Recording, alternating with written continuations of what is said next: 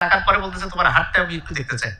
ছোট্ট বালক যখন সেই সবচেয়ে শ্রেষ্ঠ জ্যোতিষীর সামনে হাতটা বাড়াই দিয়েছে, জ্যোতিষী হাত দেখে বাকরুদ্ধ হয়ে গেছে, কি বলবে বুঝতে পারছে না।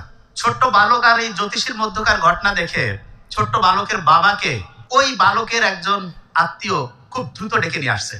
ওই ছোট্ট বালকের বাবা কিন্তু কোনো সাধারণ লোক না, খুব অসাধারণ ওই সময়ের একজন সম্রাট ছিলেন।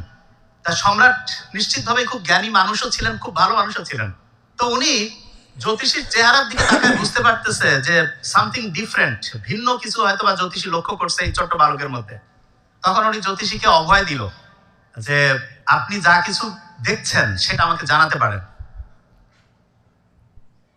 তখন ওই জ্যোতিষী বলতেছে যে মাননীয় সম্রাট, আপনার এই সন্তান তার তার চেহারা, চেহারা, তার তার হস্ত হস্ত হাতের মধ্যে যে রেখা,